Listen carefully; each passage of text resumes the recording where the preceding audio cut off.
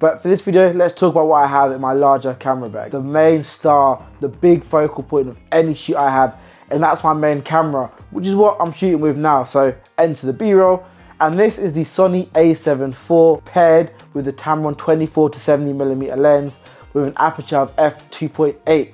And it's good for getting close-up shots, mid-range shots, wide shots, and can really do everything I need it to, whether that's for video or photography.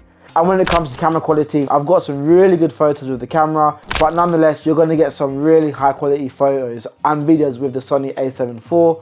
It does come with a high price tag, but relative, I don't think it's actually that high. It will be my go-to camera for anyone looking to make some money with creating content or becoming a photographer or videographer. Unfortunately, I'm not the tallest person in the world, meaning I can't get the best top-down shots or bird's eye view. This comes into play. This is my DJI Mini 4, and it's a compact drone. And when I say compact, it's quite important that you have a small drone. With this drone being 249 grams, it means that in a lot of countries you can fly it without needing an extra license or any particular permissions. But before you fly your drone, I recommend you double check, because I have been detained or arrested, you can pick the term, of flying a drone in areas where you're not actually meant to fly a drone without the right permissions, which led to me getting a €250 fine. Use drone apps like these ones just to check where you can fly your drone. You can choose pretty much a flat version of a video file, meaning when you come to color grade it in DaVinci or Premiere Pro, you can really get the most out of the colors, really make things pop. You can also shoot in 4K 120, meaning you get those really crisp, super slow-mo shots. You can shoot in 4K 60, 4K 30. It has features like DJI Follow, meaning you can highlight a particular person and the drone will just follow that particular subject automatically, meaning you don't have to be hands-on with the drone if you're a solo creator, much like myself.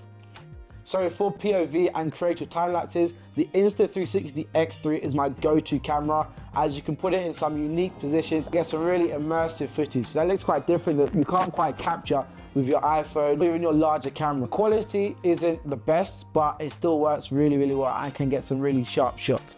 A suggestion I have, if it's possible, is to actually have a secondary camera. And what I have is my Sony A6400. And this is a great portable camera which I can use for vlogging, for creating behind the scenes, or even using on the side of the shoot to get a second angle. Or if I'm creating a video like this one, the great thing about this camera is now I have two different angles. So it's always great to have a secondary camera just to get a second point of view, or even to use the vlogging camera. I also like this camera for when I'm traveling, because its size compared to the A7IV is a lot smaller and lighter and much easier to travel with. More specifically, in my pocket is my iPhone 14 Pro Max. And I'll be honest with you, of course the iPhone 15 is slightly better and you're capable to record and log, but that does not mean the iPhone 14 Pro still isn't a very good camera. I don't always use this camera to get footage for my clients, but what I do use sometimes is use it as a reference camera. So I might use it to almost identify particular shots, to get a look at what I can expect from certain scenes. Rather than taking out the camera and setting it up, I can use the iPhone to kind of get a look and feel a particular scenario or environment. Not only that, I also use it to get social media content. So if I'm going to shoot like a music video, I might just use my iPhone, knowing that the content's for social media like TikTok, Instagram or YouTube Shorts.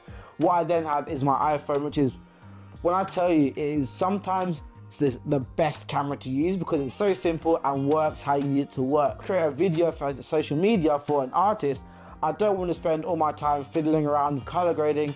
Sometimes I want something quick and easy, so I can just hit record with the iPhone, edit it on CapCut and have it done in 20-30 minutes.